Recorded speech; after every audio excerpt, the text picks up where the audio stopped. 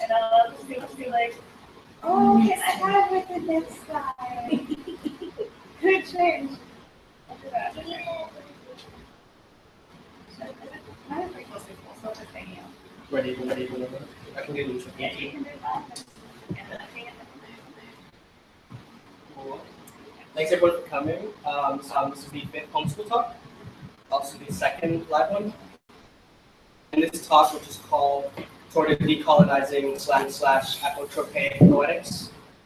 Our speaker, Jamandri Marnis Harris, will present a low and high theory workshop on the radical poetics of decay and liberation, derived from eccentric archives, as well as what Lauren Berlant calls silly archives, which emerge from looking for knowledge in the wrong places in order to dredge subjugated and repressed forms of thought.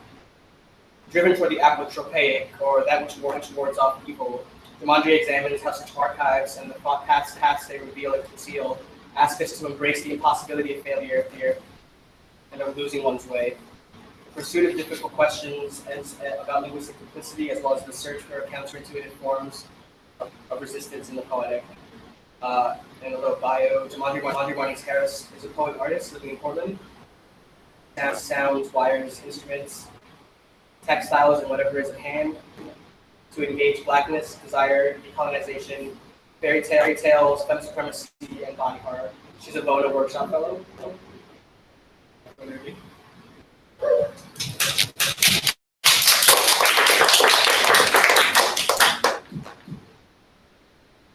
glad that Rick was here. Can we talk about, like, 2 times to talk about, like, what I think about poetry. There's quotes that are at the end of this slideshow that kind of go better with like what I'm thinking right now. That is just basically like as like a black poet, black body. This kind of art is a kind of art that just wants to. There's like a really great movement of everybody moving just basic movement, whatever the hell they want. Iterating blackness however they want. And the concept of iterating. Of like creating like a desire and creative space that doesn't like exist, iterate self constantly is a great part of how I start to think about poetry, and then how I start to think about like poetry as like magic and prose as magic and that sort of thing. So to begin, but that's the book anyway. Can people read that, or is it like too small on launch? It's a great read. And this is a quote from Edward Masson, who is a really awesome Afro-Caribbean scholar that I really worship, and I will read it aloud. It says, "Our history is yet to come. Our poem interweaves in your complicate self-fire complex, but our stream is clear beneath the entanglements. And what you call history between pits, where our heroes went to earth nameless. I see only this trace of our feet." And then after that is another African scholar who's really important, very, very amazing, called Lucille Winter, and their quote says, "All literature, indeed all human narrative, functions to encode the dynamics of desire at the deep structural level of the order's symbolic template. Literature can provide insight or knowledge of like system-specific modes of mind on whose basis social orders are instituted and reproduced." So on these 2 things, where I'm sitting as like a black poet without history. I'm sitting as somebody who was educated in linguistics and in like the word, who learned to read before they can remember. I don't know how to teach people how to read, but I don't remember learning how to read. But I'm in a black body, and like my family has like Creole origins. Like English is just like an interesting thing. It slips and it slides. It's very slippery for me. But I am a poet. I practice poetics, and I practice the history of people who did not have an intellectual history until about like 60 years ago. And then you have to talk about like how people form those histories, and how people form poetics, and how like people talk about the blues coming into music, and they talk about how the roots of like black music was between slavery comes into like modern music, but at the same time. Did we ever really get to the understanding that like blackness is at the root of like all expressive culture that goes on here, or like the contrast of like the object and subject position? And so when we get back to like the concept of American poetry, it is totally sensible, or it is totally like relevant that it's going to be this very like racist divide between like poetry is what is considered black iteration of poet that's acceptable, and then what is considered like poetry, right, which goes uncoded by there's going to be this divide because in this country, like literature itself, like the relationship with language inside of the country, like doesn't make sense without that divide. So that's the beginning. I don't think that's great. That's cool.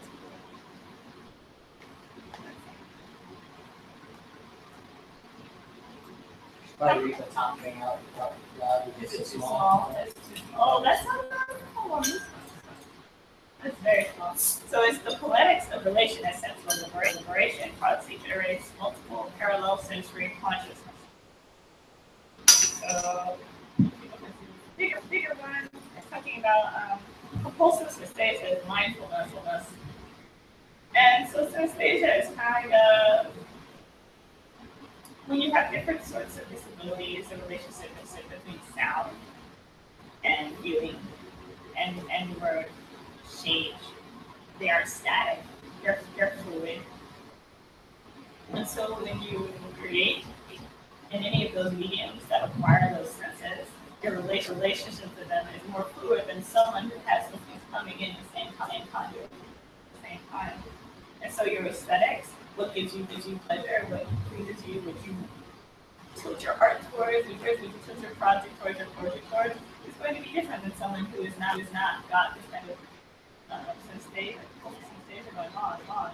And so when people are not inside of that sort of consciousness, when you know that you don't have any of the spectrum of disabilities that like change how you relate essentially to your world, I think it's important to engage with pushing against those boundaries on like how information comes into you, and what information is coming into and why you accept it, and like how you process that information. Always turn it around as many directions as possible. And this is how you come up with sound. This is how you come up with prosody. This is how you come up with words to write poems. I kind of feel like there's a lot of imperative, especially when people are in marginalized or raised bodies, to make art that is giving these words, that is saying this is what we shall do to prepare the rest in reality, the whole of the world. It is my difference. Let me tell you how this march goes.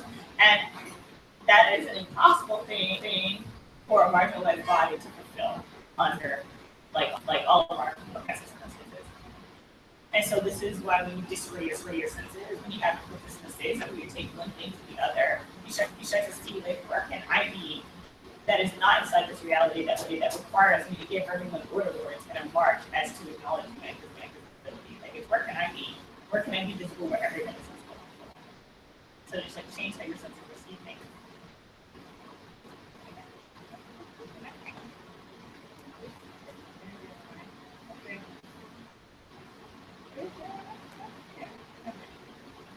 Is that too small? That's very complicated.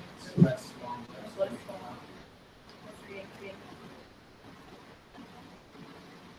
I guess I will talk mainly in this frame about low theory in the court of failure.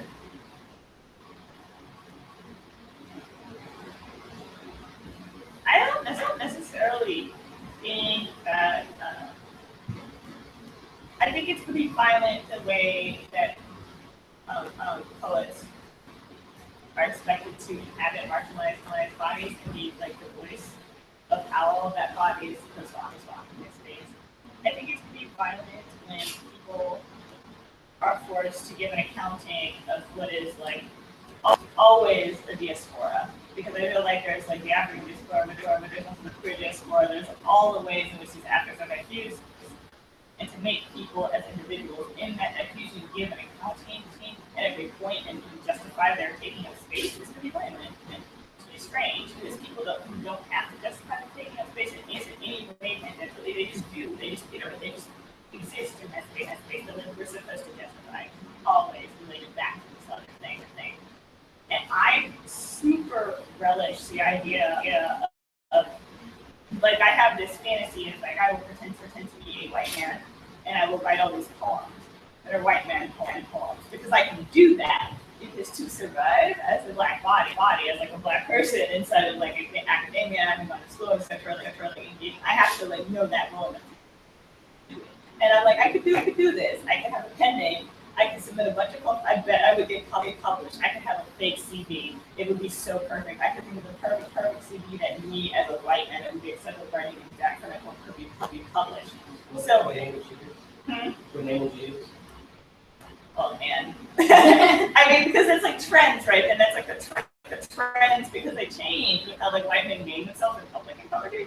So I'd have to like say, like, well, where's it going? Is it the full name or is it the initials now? Which are back and forth, it goes back and forth, it goes back and forth. And so like like that, like which one it is, and then it would be especially if I like wrote as a white man, but as a like I'm pretending to be Asian. Like it was like some kind of like triply like implicated thing.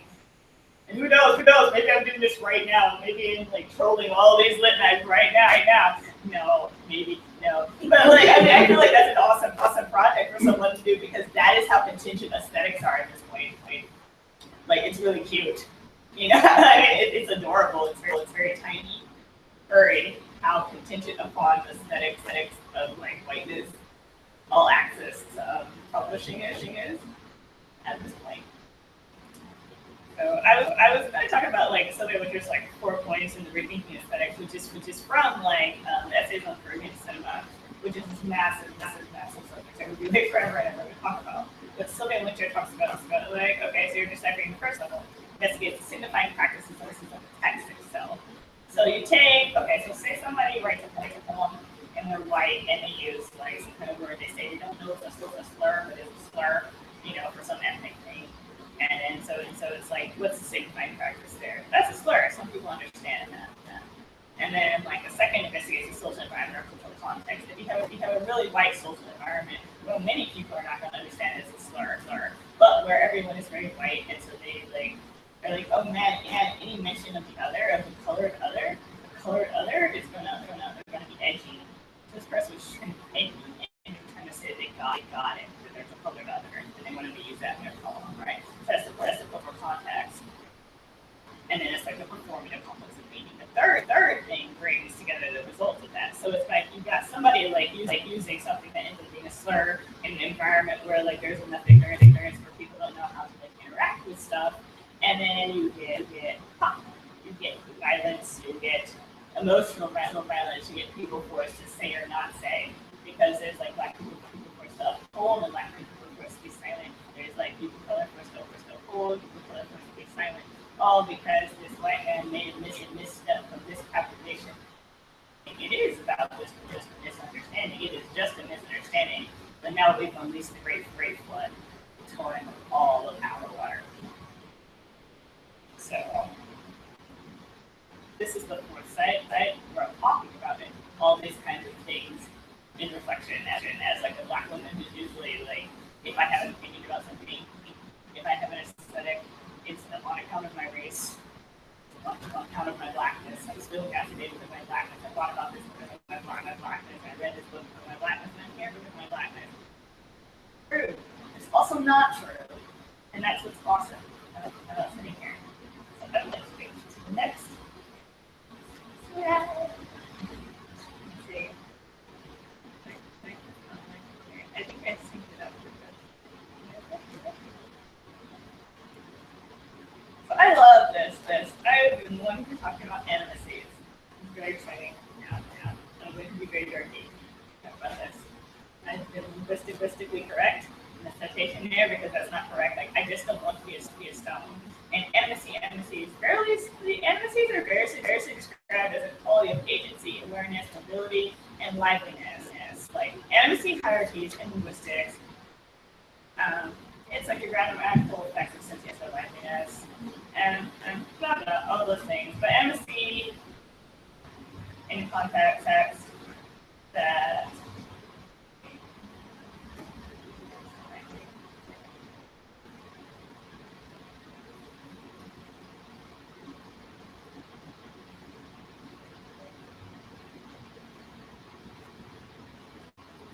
like intimacy on the content middle election talks about it, is a hierarchy. It's the broader hierarchy behind how we form language, and then how we form language communication.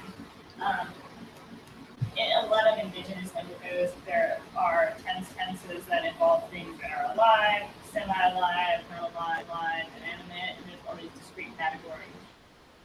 And so Milligan kind of takes that linguistic opening and does a bunch of cognitive linguistic stuff, and then it comes back to these awesome. And it talks about how we assign, like when we talk about them, their queers over there, them queers over there. And people like doubly and triply other them. And these are double and triple objects over there.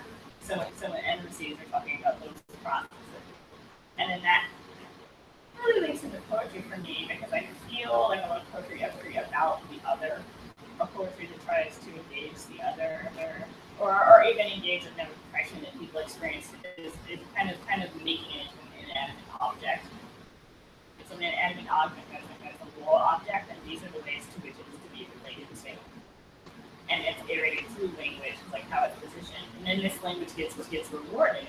And also people who are tokenized by that language get rewarded by like reflecting that in discourse. And I feel like that's really relevant. I mean, I don't really think that like poetry conveys to anyone at this point in time the conditions of like an individual other's oppression. I don't really think that poetry is the input for that. It can do that, but poetry can do anything and everything. Like it's language, it's a force. We ride it, or it rides us, or tramples us. We kill it and put it out of its misery. But whatever it is another piece that we both interchange.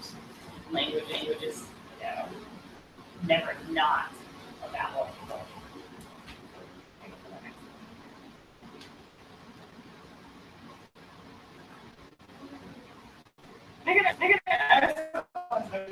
I just don't want to be a snow. When people, there's a really good example from that book.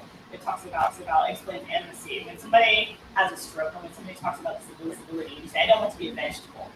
Some kind of thing like that. Like, think about that. I don't want to be a vegetable. What is a vegetable? Vegetable is a term potato, it's what have you, etc. Is it inanimate?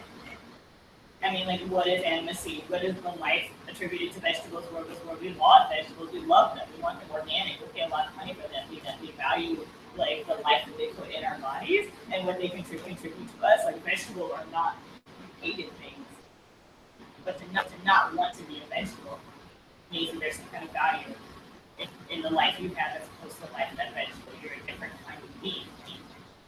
That like valuation, that process. Like I just don't want to be a stone. In that book, she's talking about Aristotle, and she's talking about the theory of like, oh, like the stone is this problematic thing in linguistics. So it's like stones, are they alive or not? Are they alive or not? We don't know. They have such a long time zone around them. How we perceive time is so contextual.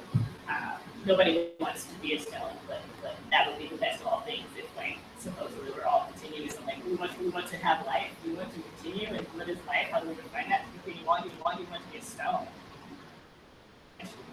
You want to be something that breaks down and is like a mineral part of everything around you. That's what you want to be if you believe that's what liveliness is. So I don't know, I think that's really interesting in language when people have that because I think it's like nobody wants to be a vegetable. Nobody wants to be a thing or a stone. And people say I don't want to be objectified, I don't want to be an object. But it's like I don't know, we don't relate to each other as not objects. A lot of proportions to not objectify. It takes so many ontological like proportions to not objectify. It's very like specific, and even at that point it gets really violent. And I think that's why like resistant gazes or non-dominant subjects of looking, i.e. like black bodies, like if you're sitting in a black body looking back at all the aesthetics that are radiating around you in whatever world that you're in, whatever artistic milieu that you engage with, like if you're involved with them, you can stand outside of that and you can say like, no, this is garbage. You really can't say no, this is garbage because this isn't acknowledge me as a person. I'm not like a person inside this context. I shouldn't have to prove myself to these people or their gaze. Like I'm at the opinion that like like artists that like have been colonized or marginalized like really don't have like any responsibility to audiences like at all, especially like poets. Like no, poets have like no responsibility to like audiences whatsoever. So theater, like, that's like yeah. So and it's on this one that I want to talk about too, which is currency versus currency.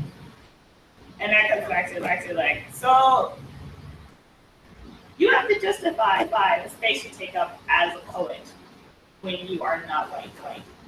You have to justify it one way or the other. You either have to pretend on some level that you are not concerned with like this troubling political water, or you have to say all I am is like the manifestation of the concern of the political water in the way that you want to hear. You have an either or, you have a binary, you have a choice. There's not really a middle ground.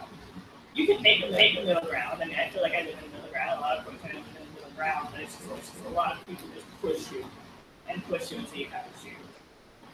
And it's like currency versus currency, which is like I want to talk about my blackness. I really don't really want to talk about it in this way. I want to talk about my body, my black body, but I don't want to talk about it in this way. And it's like, what is my poetic impulse now? I don't really feel like I'm the voice of my people. I feel like I'm the voice of my ancestors, but they also told me that I'm not the voice of my people. So what am I supposed to do at that point except keep writing? And this is in the face of, I think, like a white poetic hegemony that is just like experience validates. Like there's so many ways that white bodies iterating poetry are allowed to talk about their personal experiences, and that is considered experimental in and of itself. If they move or distort like their perceptions of what is at root, like a very basic like experience of being other, then that is like depth work. That is depth work, and that is serious work, and everyone has to come at it and expect it to be serious. But if you're a black body, if you're a race body, if you're just like not white body, and you write anything that involves like your personal history or any like of your affects that are not white, any of them, then your work gets run through like two shredders. It goes through. Well, then this is like about like not fulfilling somebody's like need for blackness, and this is also not about not fulfilling somebody's need for upholding whiteness. It's just like blackness cannot just be your personal thing; it has to fulfill this policy. It's a political like space. And then whiteness also is just this thing that is the overarching background to what you say. So if you deny that, you talk of yourself and you sit in a black body and iterate poetry, you don't often have a lot of control over how you are received and what is received from you. And I feel that a lot of publishing, a lot of poetry, a lot of workshops just throughout like all the strata of like the fancy private schools throughout the world, etc. There's a lot of gaslighting going on of like black students, people who are part of the African diaspora, because you're being gaslit into believing that the highest pinnacle of your art is to ignore the reality of your. That's what you're being told to do at all costs, and that is incredible colonial violence. But it's quiet as it's kept, just the way that it is, and we're all happy to have people that alienated, so that people, mostly white men, can be comfortable, which is just so sad. Because it's like people want to be enlightened, and then wonder why like people die early, and then we find out about them later. It's like this is how, and this is why, because we can't talk about what kills people. So that would be talking about the respectability, politics, narrative, and legibility, and poetics. Yeah, yes. What you said is absolutely correct, because it's almost assault on us. You know, we're scrutinized. They want that, but then when they get it, it's scrutinized, evaluated, and it's also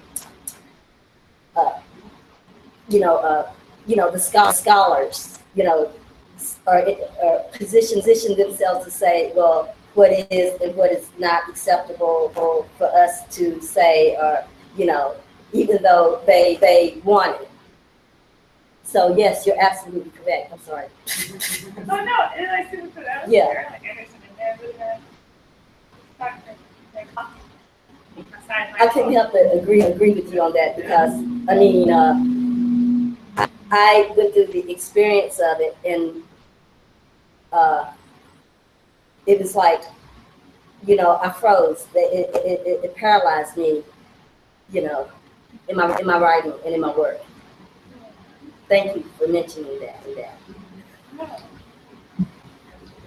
I hate how, because I wanted to talk about agental realism, which is when I was making the thing for this talk, I was like, this is a lot to talk about character art.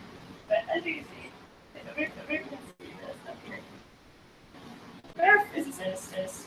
And okay, I have like my opinion about character art being a physicist and being like, I have a unified field theory that extends over all these other fields, and that being accepted versus like somebody in linguistics can't like roll in physics like that. Which I think it's so I think that's so bold. It's like I have a unified field theory that covers economics, and I'm gonna go this way, but an economist cannot cover physics. This is that's not how it goes. But you just came in like everyone else, and was like, coming from physics. This is what's up. And I agree. I'm like, you got it. That's cool. I didn't even got that quantum physics stuff. Was pretty right about a lot of things. But so their agental realism is a way of understanding the politics as an agency, any act of observation. It's basically like when you look at something it changes, and then it changes you. And then I feel like that's really glorious. So that goes back to Octavia Butler's God is change. It's like when you touch changes, when you just God is change. I mean, this is basically agental realism, God is change. That's super apoplectic, awesome thing. But Kierkegaard is very white. So they're not Afrofuturists, I don't think, but they have some theories going on there. Agency is a relationship, and it's not something that somebody has. I feel like that's a really, really important thing to think about when people are creating, and even just writing. I don't know, I don't necessarily feel that as a poet I have a lot of agency. I do what I am capable of doing, and I do what comes to me to do. And when I'm making art or I'm creating, I do what comes to me to do. And if sometimes I can give it order words, and I can be like, you will march like this, these words. These images are going to march, this sounds like a march, they're going to do what I say. I can do that sometimes, and I feel like a god, and that's awesome. But I usually don't feel that way, and I don't feel like a god, and I'm not telling them how to march. They're just doing what they want to do, and sometimes they kind of go less.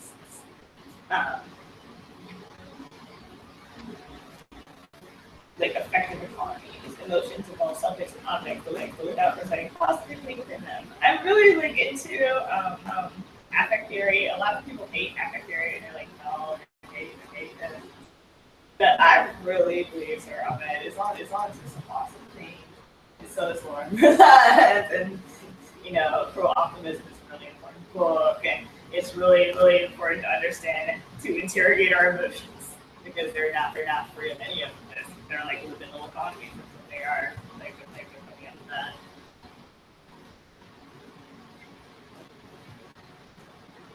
So a lot of poetry claims its authenticity from an effective economy, from a force of resonance, from the effect of the poetry. Like someone's poetry is so valid, it's real, it's authentic, and that's why that poetry is good, because it's coming from their history. They live that, and they're talking about that, and that's why that's a good poem. But that's not necessarily why that's a good poem. It is contextually a good poem.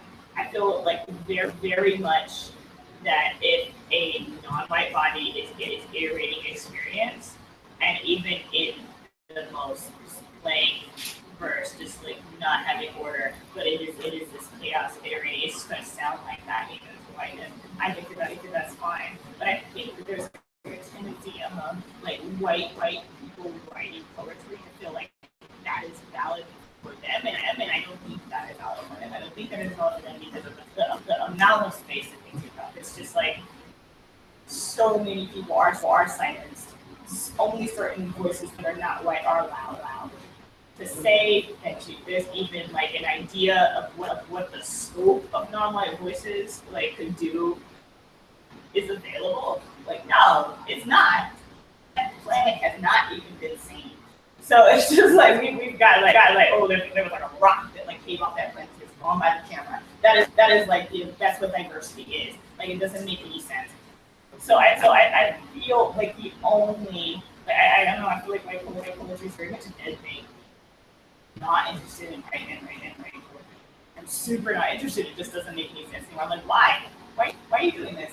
Like, why are you taking this space up? And why are you telling? Why do you think you still get to tell who gets to take up space to black bodies? Like, it's like, why do you get to tell black bodies, no, you don't get to take up space? You don't get to say that anymore. It's like, you literally have drunk all the blood. It doesn't make any sense to me. White men taking up space in poetry makes no more sense. Like, they have enough of an archive, or whatever knowledge that was to be gained from their space taking. It's there. It's there, and you can archive it. Like I think that like white men should actively step back because they take up this like massive space. Like we don't even actually know what it would look like to have like a black poetics or just like a non-white poetics that takes up the space of white. We don't know what that looks like. We don't know what that looks like. We can't know what that looks like until like a bunch of white men, like hundreds of white men, just like step down and stop writing. Like, stop writing, stop submitting, stop like taking up all the space, give up their space to women and like basically to like queer, non-binary women, non-white people, just give up all their space. Like that's like the only thing that can be done from like a perspective of agental realism, like what white men can do to help anything is just to like give up and give things over, like give every bit of money and power over. Like I don't know, I feel like I don't have it in me to like appreciate, because even the white male poets that I loved growing up, like that I loved, and I can talk about like freaking Charles Wilson, right? Yeah, I know, right? Like yeah, whatever, no more, and like I just have no more feeling. I can't have those feelings, but just like, but now we're in the like 30th generation of dudes that are like here and they're like, I'm a mini fascist. I'm gonna take the space up. I'm gonna take all the space up. We're all these white men. We're naming all the journals. We own all the spaces. You have to please us. And I'm just like, this is not poetry. None of this is poetry. All the poetry I love is not involved with white men. Like I feel like I do some poetry island where I'm not attached or engaged with white male poetry. But I also feel like I get punished for that. I feel like the people I know who are like that get punished for that. And it's just like, is that gonna stop? Are people really wanting to have the level of agental realism where it's just like, okay, people get confused about how to change the makeup of readings and change the makeup of journals, but it's really not that confusing.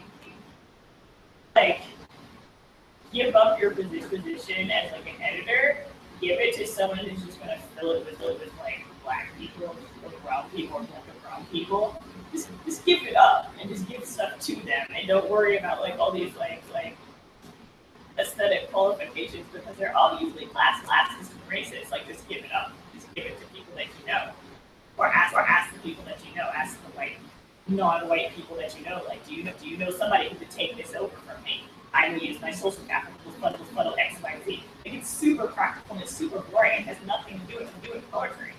Because like to even get into like the racial politics and animality, to get into the idea that like as a black poet you must be talking about blackness in a certain way, or else you are just kind of like this super feral animal, this super uneducated feral animal that will not know how to walk in a lead. Because it is about like POC walking in a lead as poets. You either walk in a lead that lets like liberal humanism know that it's so good to include you on that end of it, or you walk in a lead where it's like, I'm gonna eat y'all. Oh, I'm gonna kill you. I'm a mad dog. I'm gonna eat you. This is like, oh, and this is like this performance of like my otherness for you. There's not a lot of space for anything else because you are a dog on a lead. You're either a good dog, or a bad dog. I, coming from my space of pictorialism as like a black poet, feel like, I don't know, I fail at a lot of these things. Like, I'm not a good dog. I'm not a guard dog. I'm like very frail. You know, I'm strong in spite of. I'm strange. I write strange poems. I'm not diligent. I have no need to please, and I do not seek to please with my poems, nor do I seek to please with how I iterate my art or my poetry or my intellectual like endeavors. I just feel like my intellectual exercise is valid and that what my mind has to offer is super valid. And I feel like that's super radical and absolutely like really gross for a black woman to a lot of people to just be like, I am my own authority and that's me. And it's not in a finger snapping like way, which is awesome. I don't know. I wish I could be finger snapping and weaving my head around and shit and being like that. But I don't have like a big enough personality for that. I'm just like, I'm here, I'm talking, I'm taking up space, I have the right to. That's really fucking crap. Like that's like how I feel. I'm not snapping. I don't care very much. But I do care very much about like poetry. I care about the idea of people like coming to listen to me talk about poetry because it's so interesting. Where I'm just like, how could you not write? And how could you not be a poet? Like, how could you not do this thing? I don't know. Like, how does anyone question whether they're a poet or not? How does anyone seek an MFA? Why does that validate you? Like, why did you even go to school if you didn't think you were a poet? Like, why did you think that you would become a poet when you had an MFA? Why did you think going to school would make you an artist? Why did you think it would make you a musician? Any of this. That was never why I went to school. Like, I don't know why anybody did that. I would feel like there'd be a world where people didn't feel like they had to go to school to be what they are. So here are some processes. Let's see. Kind of like questions to think about. On transcending and eating the racialized other as the poetic, all of the fate of whiteness in decay. Which is kind of good. I have this idea that I'm okay with there being white R&B and hip hop, right? I'm fine. I'm not mad. A lot of people are mad, and I feel like, well, it's just kind of like it's not. Once it passes out of the realm of the African diaspora, it becomes something else, and then something else is none of my business. And it's also not the thing that it was inside of the diaspora. It's something different. It's only like our mainstream culture that will say this co-opted thing is the object, and it's this actual. So, as a black body, as a black person who continue to iterate and engage in culture, no matter how it gets co-opted, it's still mine. It still was mine. I don't know. I don't feel like I'm interrupted by that. I do kind of feel like it is like again like a question for reparations. It's like a question for like money to come back into the black community, whereas like this idea that was taken is now making money over here.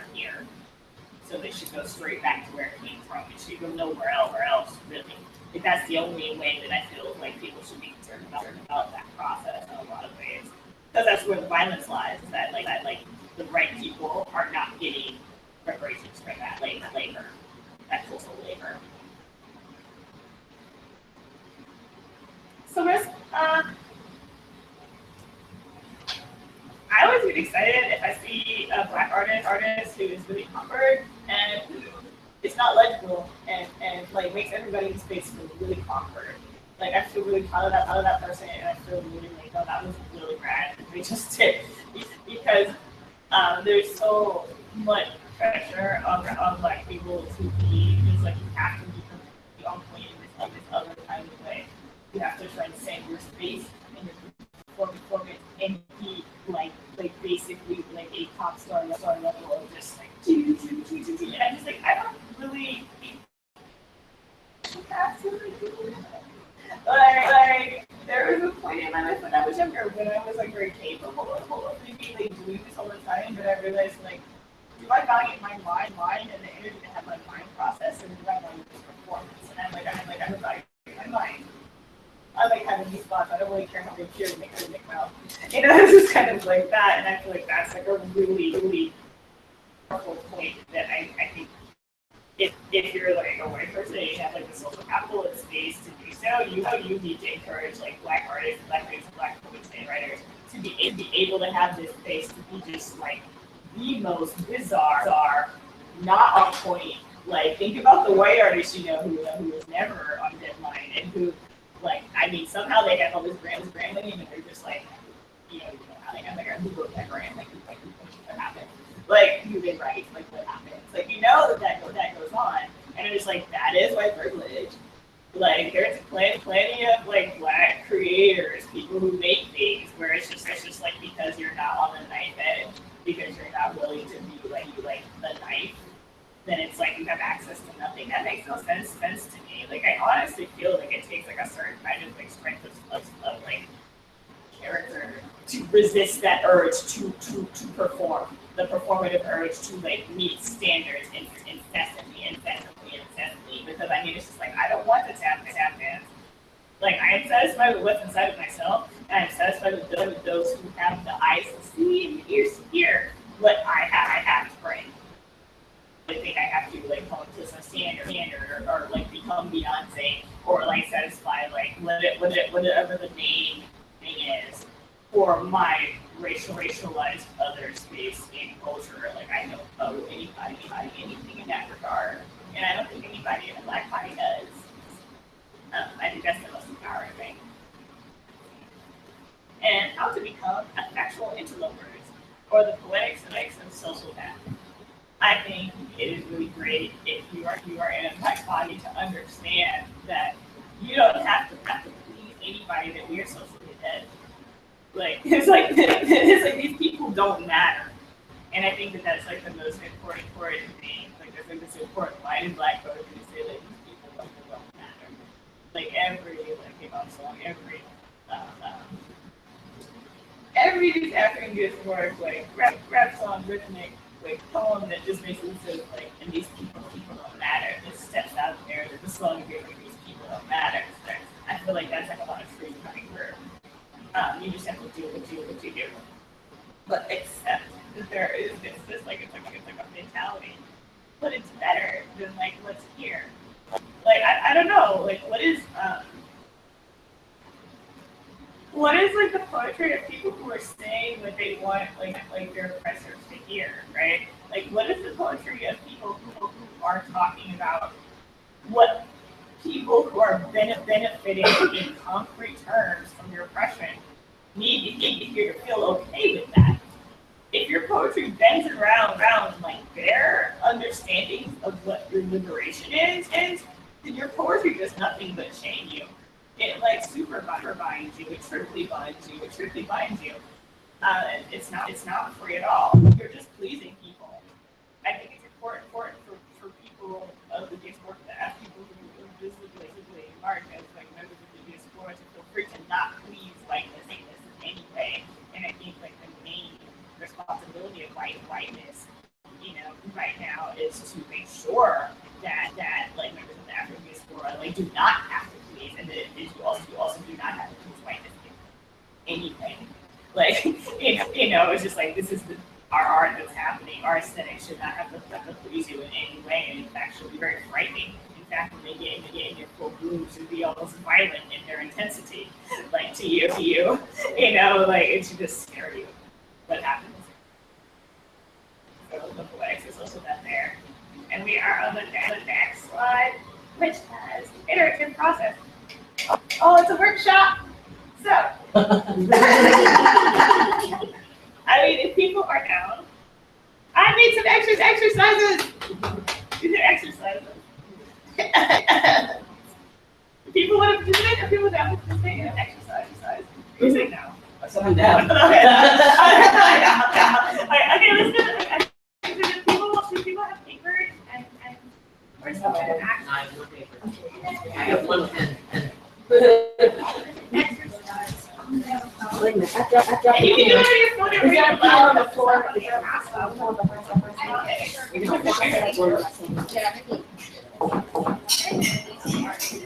Did you want? You can choose that. Because we're just gonna be awkward. Oh. And you can choose your phone too, because you shouldn't be reading loud. Which is just that's yeah, I'm not. No, I'm just gonna like. Do that. I've done way good exercise.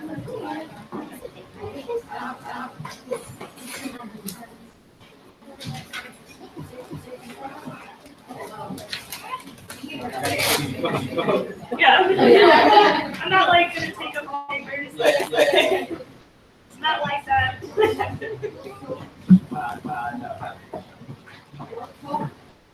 I mean, the last one is kind of something that, like, you like that, but it's only you feel like it. And the last one, the top two are we're gonna start with the first You have to do a meter? I mean, you don't have to. Meter choosing, which can also make no meter. Under choosing also makes no meter.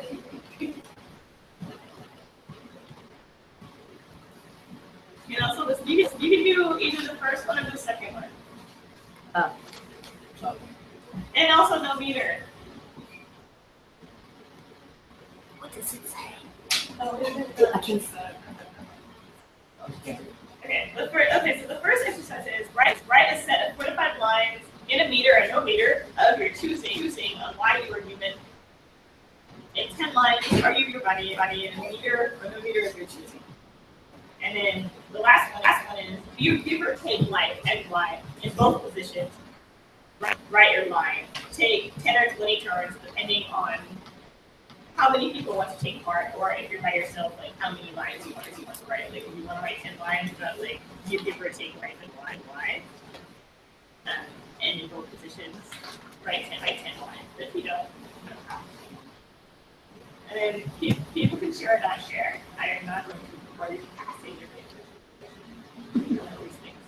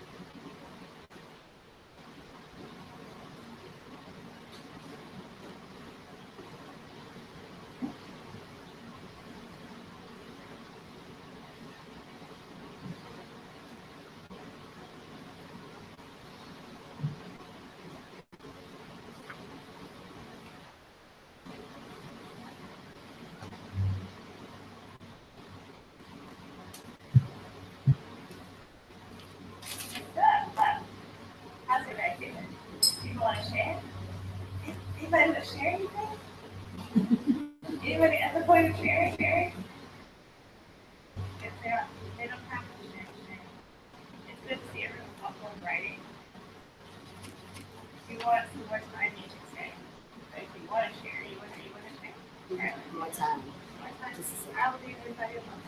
Okay.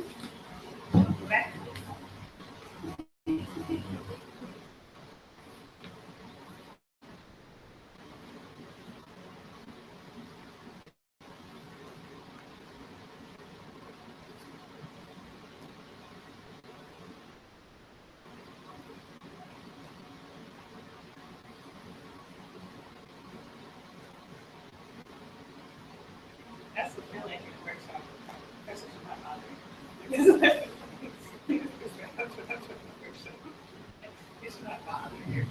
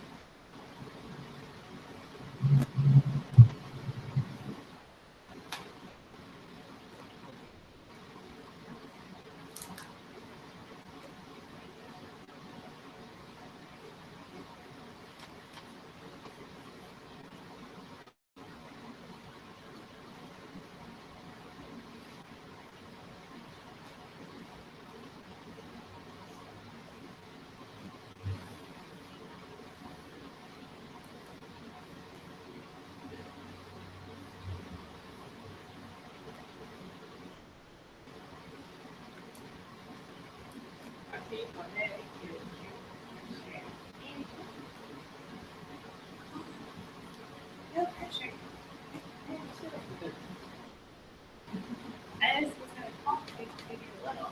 While people are working on their things, talk about, I think it's everyone's working on different things, and that makes me happy. And I like to read this in these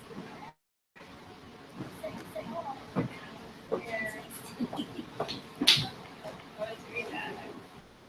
And it's like, I feel like these days, it's like Magneto. Like, you just throw steel into the earth. Every single point is just a steel beam coming from thousand feet. And like, where it's like you only deal with the names when they're the great fear that he experiences.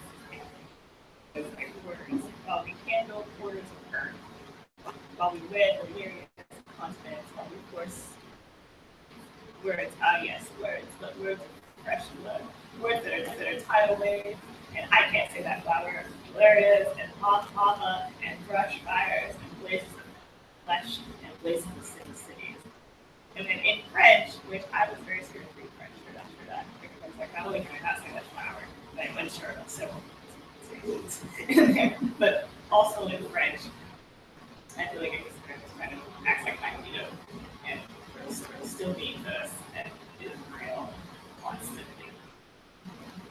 Makes railroads you into liberation, basically. There's nowhere you can go.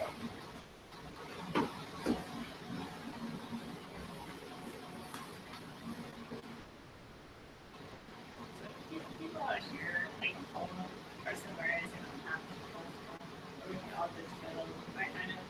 I've been in like lots of workshops and like fellowship stuff where I was just like, actually, I don't want to read it. I don't want to share. They just will be like, no, not today. So people are like, not today, that's cool. I'm like super glad that people need to my talk.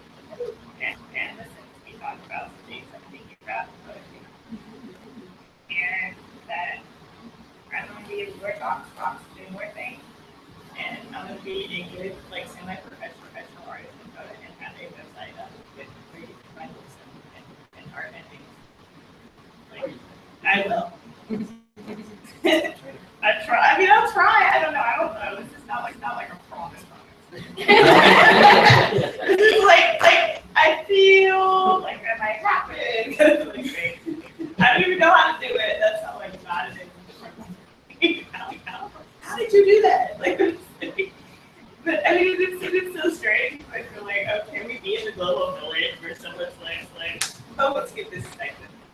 I really would like to just be on the poet segment, actually. The international poet segment. That would be really nice.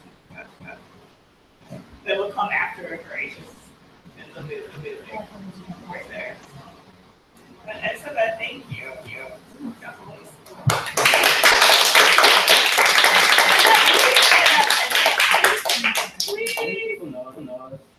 They know who we are. I love it. No!